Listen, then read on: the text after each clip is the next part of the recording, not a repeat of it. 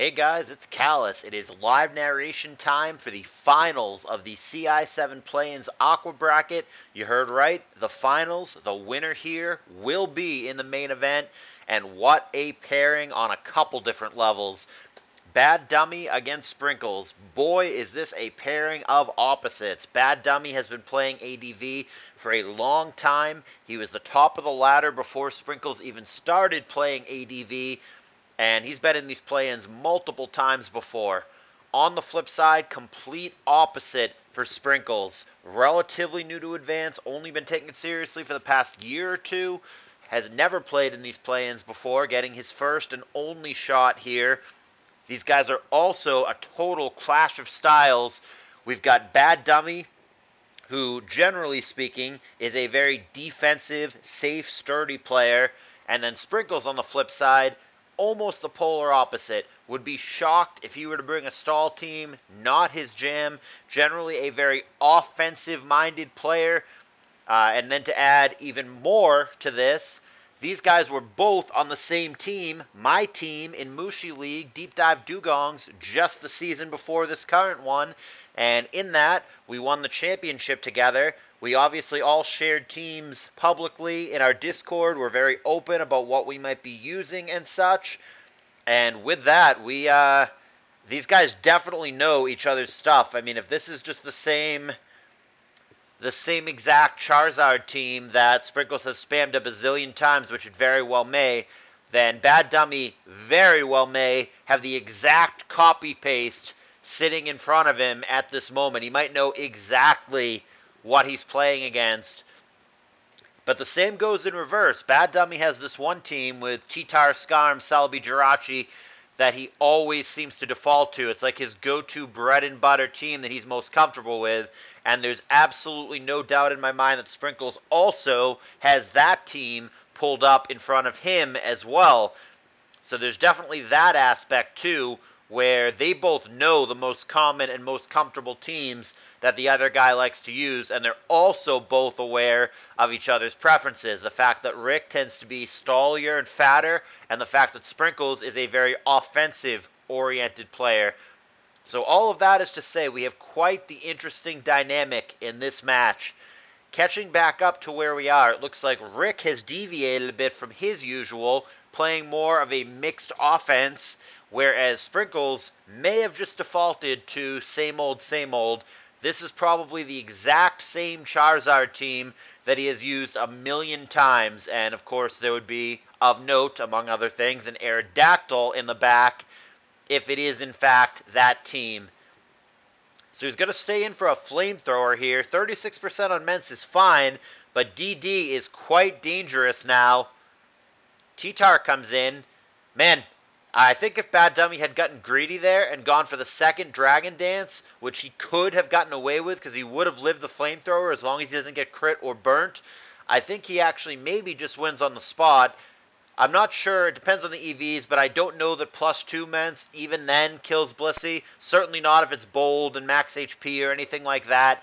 But certainly +1 has no chance to kill Blissey without a crit. So we'll see if Baddummy in this situation wants to just take the damage and run, wants to fish for a Rock Slide flinch, which would basically win the game. Wow, he takes a very conservative route and goes back to meta. A lot of people would have attacked there, whether it was attempting to get a crit, just taking the 70-80% and calling it good, or just going for a Rock Slide flinch. Like I said, I wonder what would have happened had he Dragon Danced the second time. Nevertheless, here we are, and in theory it's an Aerodactyl in the back for Sprinkles, which Baddummy should be well aware of. And we finally have a little bit of a pause in what has been a very fast game. Rick does have the lead right now, 5-4, and the predictions on this one, unlike the other match, which is yet to be played, dead even. I think it might be literally even, or there might be one prediction separating these two guys. Yeah, on my phone I just checked. It is 33-33, dead even. Very unclear who you guys think is going to win this. Obviously, those votes don't mean anything, and perhaps some of you guys are just voting for who you want to win or who you're friends with rather than who you think will win. But this is considered a very, very close match, and I think that's fair. I think these guys both have a lot going for them. Rick has looked great for the past couple of months in side tours, is on one hell of a tear. Sprinkles is looking like he might be a 3-time in a row Mushi League champ this year. Yet to be determined, but he's won 2 in a row, and his team is up in matches in the finals right now. There's a lot going on. Sprinkles, I mean, he wins the side tours that he wins for a reason. He drives me insane sometimes, as with everybody else, but the consistency in side tours is not a coincidence, and he's here for a reason. And this game, unsurprisingly, is really close right now. Yeah, almost dead even. 4-4, and an unrevealed in the back for both players. I think Baddummy's team is a little bit healthier. Remember, the Charizard is a bit banged up, and then also the meta that just switched out is not at full health either. And Deverpert here has the potential to do some damage. It's a little bit awkward that it's not actually at its lowest health. It's interesting that Sprinkles is going for the attack it route, because now he can just sub again and have an even better Endeavor. And I don't know that Soft Boiled really counters that, because now the Endeavor is just going to put him even worse than where he just was pre-Soft Boiled, and there's not really any counterplay to that. And he's going to go for Soft Boiled again. And yes, obviously Soft Boiled has more base PP than Endeavor does, but there's always dangers with this strategy, depending on what the last move is, which we haven't seen yet. We've only seen Sub Endeavor, but if he has Swagger, Roar, Focus Punch, there you go. The answer is Surf. So if he has an Aerodactyl, it's got to come in now, because it'll be faster than Swampert, even with the Salic boost. And to the surprise of nobody, here is Aerodactyl. The obvious move to click here is got to be just Double Edge. The 3 pokes that have been revealed for Baddummy, none of them resist normal. It just seems like a safe, neutral move. Rock Slide is a little curious, but I can see why he would want to do that. He wants to make absolutely sure that he kills the Mence here. And Mence is a weird switch. It must just be for Intimidate and then intending to get out of the way, because there's no way that he would survive the Rock Slide, even with Intimidate. And it turns out that Rick does not have another Rock Resist in the back, which is fine. He has 2.5 on the team that was already shown, so it's okay that he doesn't have another one. So that Intimidate ends up being very relevant here. Obviously, without that, Celebi would be in some danger, but as it stands, Baddummy can probably get a recover off. But Sprinkles here can go for Rock Slide again, and I absolutely would. You fish for a flinch or a crit here, you get either one, all of a sudden it's really awkward for Rick. I would fish for it once and then go from there. I would Rock Slide here. If you don't get it, I'd probably switch to Metagross, but I'd be fishing for it. He might be thinking about going to Charizard here on what is an obvious recover turn, but you gotta fish. He does fish, it does cooperate, and now it's awkward for Rick. Rock Slide with a cooperative damage roll here. If it hits, of course. We've seen plenty of devastating Rock Slide misses. But if it were to connect here and the damage roll were to cooperate, which it looks like it should, between 26 and 30 we're looking at, and he's at 26. So I think he would need bare min to not kill him here. And even then, maybe it is basically a guaranteed kill here. I would absolutely go for it from Sprinkles now. I would have absolutely gone for it last turn, but this one is even less questionable. You have to go for it now if you're Sprinkles. The question is, how does Rick want to respond?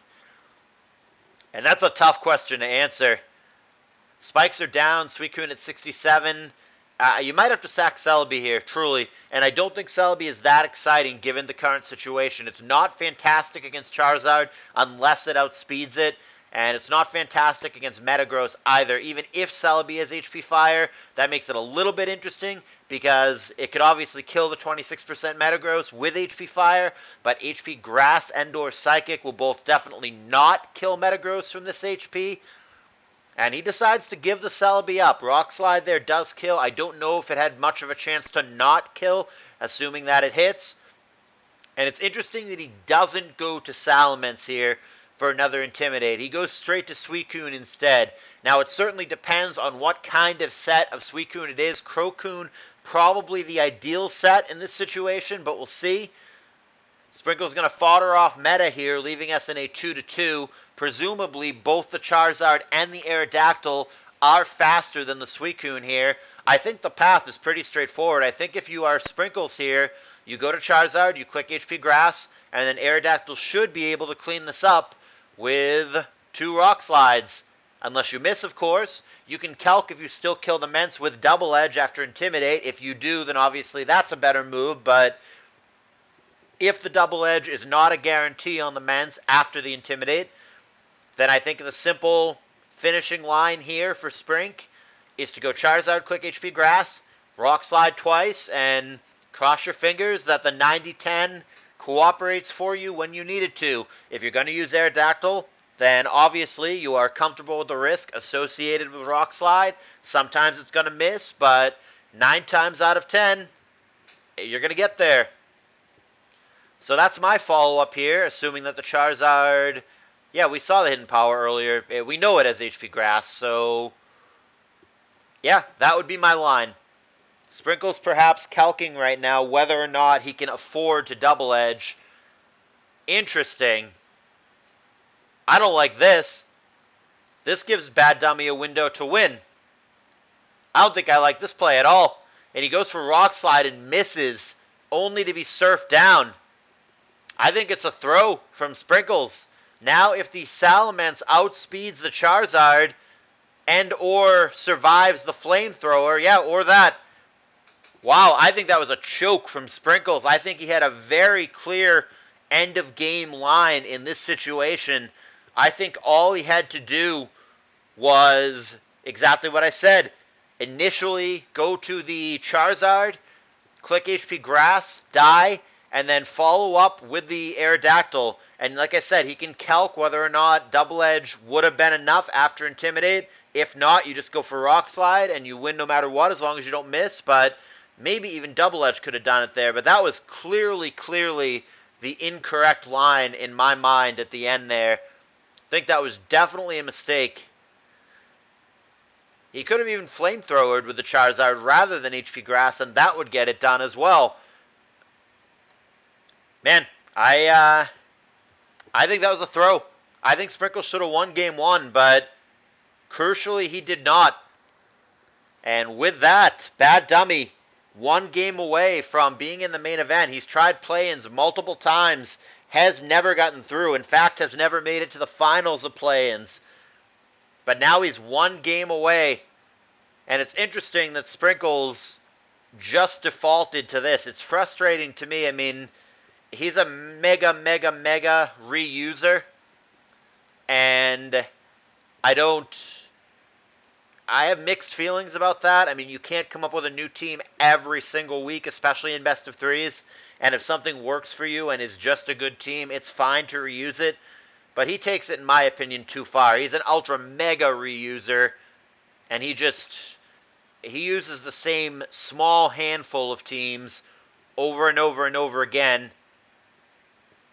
And they do have game 2 here. I'm glad I checked. They did link it in the chat as well, but in case they didn't, I obviously want to check that. But yeah, I think that team is very predictable from Sprinkles. There's zero chance that Baddummy either doesn't just know the team, have it memorized, or, even worse, he might literally have the paste out in front of him. So here is game 2. They're going to stay in the same positions. Baddummy, Rick on the bottom, Advanced Clicks, Sprinkles on the top. They both lead Zapdos, and at first it's a relatively even exchange, but it becomes an advantageous exchange for Sprinkles after full para connects on the second turn for Baddummy Zapdos. BP is really interesting here. Dugtrio, he doesn't have Dugtrio or go for Dugtrio. If he had Dugtrio, I think you're supposed to go for it there. I really, truly do. Yes, you could get crit. Yes, you could get like Body Slam parried. Never mind. I know what this is. There's no Dugtrio here. I think Sprinkles being a bit too predictable with his team choices here. This is a team that he calls Mr. Business. This is a Cowboy Dan team, and this is a team that he has spammed many times. Obviously didn't prep too hard for this match, or didn't know how to prep for this match. And instead of getting teams from somebody or getting help from his friends, he's just defaulting to stuff that he's used a million times. See if it comes back to bite him. This might be yet another scenario where Rick knows exactly what he's playing against, or may even have the exact copy-paste sitting in front of him. We'll see if that comes back to bite Sprinkles here. But it is the Cowboy Dan Mr. Business team. This functions a lot like the well-known Jim Cool Glalie squad, the Suicide Offense Glalie squad. Basically, you've got Smeargle in the Glalie role, but it is a hyper offense team here for Sprinkles. It really doesn't have a lot for defensive backbone. It is balls to the walls in attack mode. And we'll see if that pays off, but that's not a good turn as they exchange surfs here, and the surf from Sprinkles does not even pop the substitute. Rick is up a game, and I think looks reasonably good right now in this game as well. This is not the way that Sprinkles would want to go out, but obviously Rick doesn't give a shit how he wins as long as he wins. I mean, he'll take it this way or any other way. Last round, total opposite. Played against a grindy player with a grindy team. Took over 300 turns, which was ridiculous. Took well over an hour in real time. But he pulled it out somehow in one of the most memorable matches, if not the most memorable, of the tournament so far. Depending on the Starmie spread here, the Starmie could still be faster than Swampert. We haven't seen anything but Surf, which really doesn't give anything away. It could still be an off star or a bulky star or anything in between. If it is a max HP Starmie here, it's going to be faster than Swampert, but many other sets, such as sets that stop at 250. Wow, he goes for Swagger. Wow, Swampert was faster all along, and he didn't even click Endeavor. That was something. That was something. I don't know about that. Maybe he didn't realize that he might be faster there, but not clicking Endeavor, that's very questionable. There's the crunch. He's going to have HP Grass here to make this interesting. Right now, Rick is really ahead. There is the one spike down, but, like, who cares?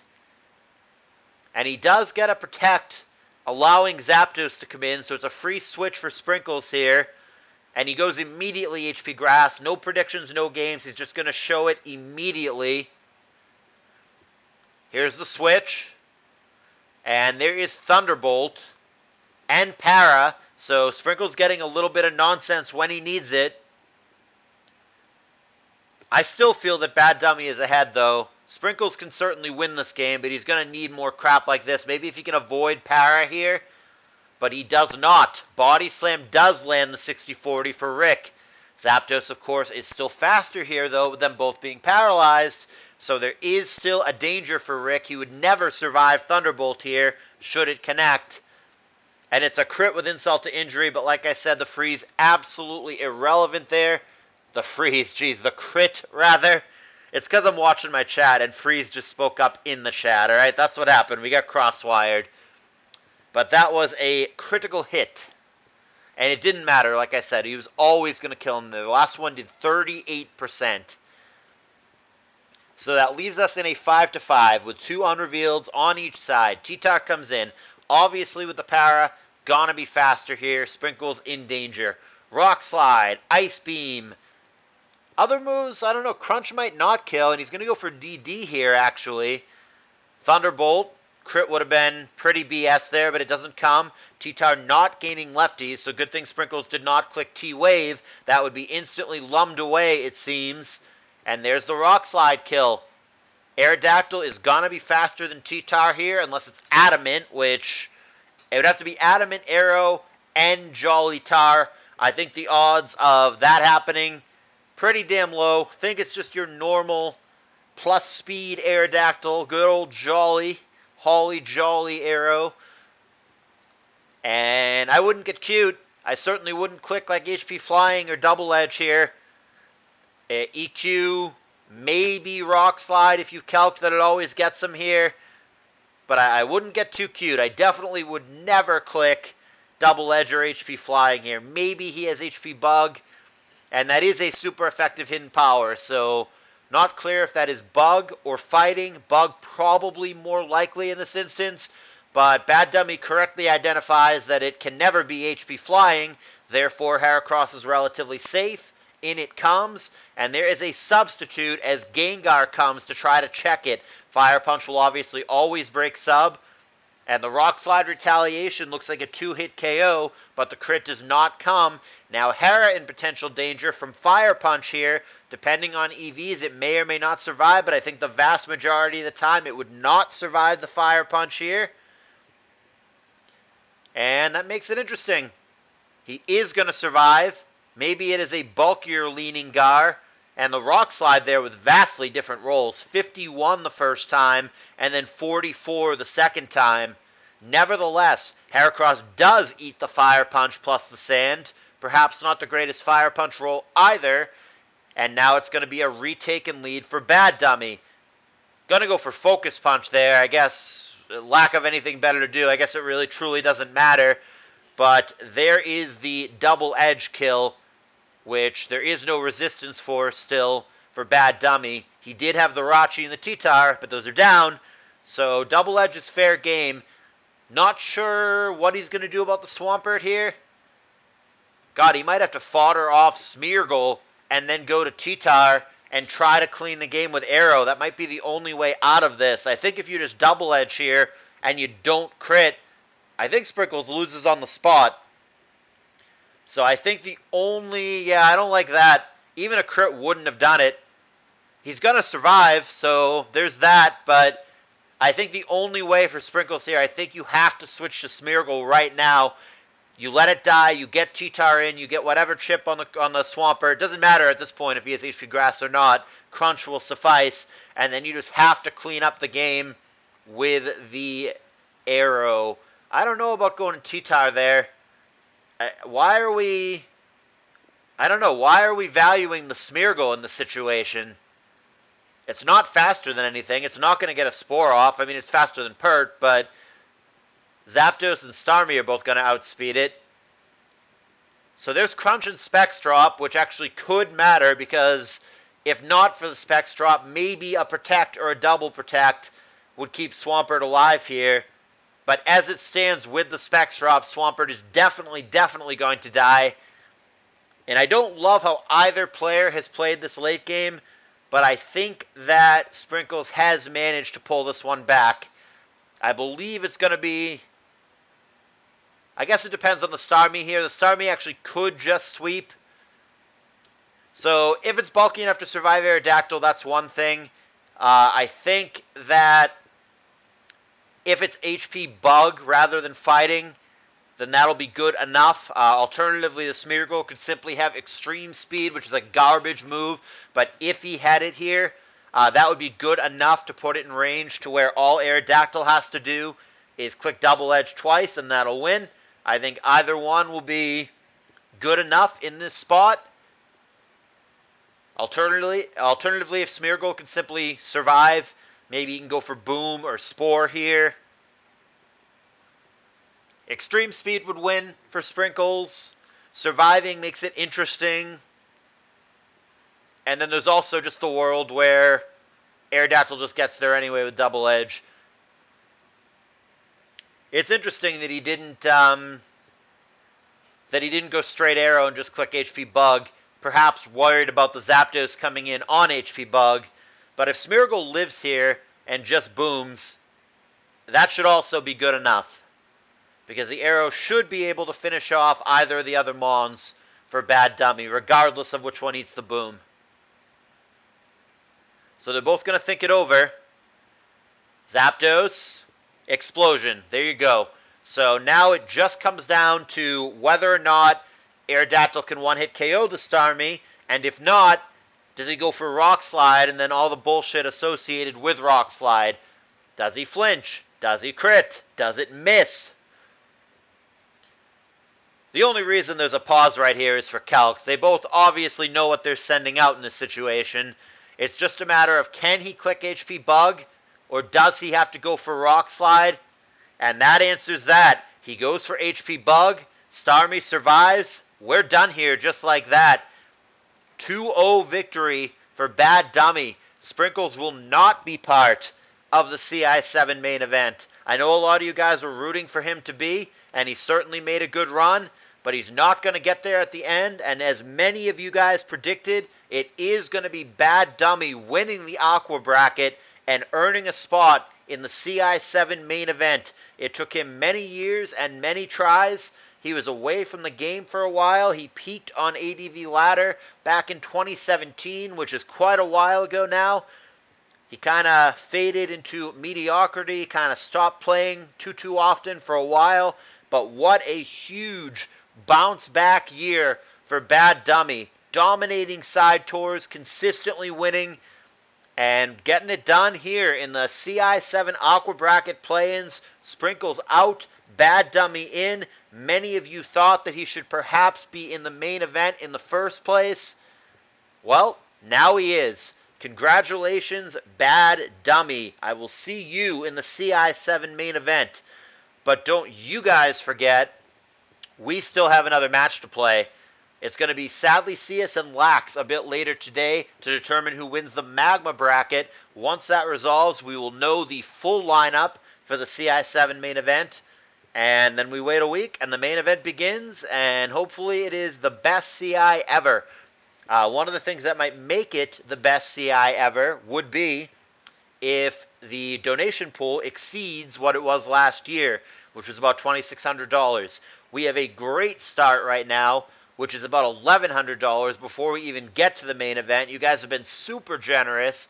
If that keeps up, then we are very much on pace to make a run at that record. But I've got to remind you, as I'm leading up to now, if you guys can contribute to the donation pool, I would super duper appreciate it. It's fast, it's via PayPal, it's safe, it's anonymous.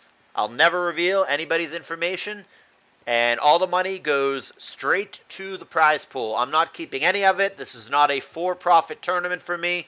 This is just something that directly goes to the players and the pool, trying to go out with a bang and have it be the best CALLOUS Invitational that we've ever had. So that's that. I hope you guys enjoyed it. Appreciate you watching, and I will see you guys in the next video. Congratulations, Baddummy.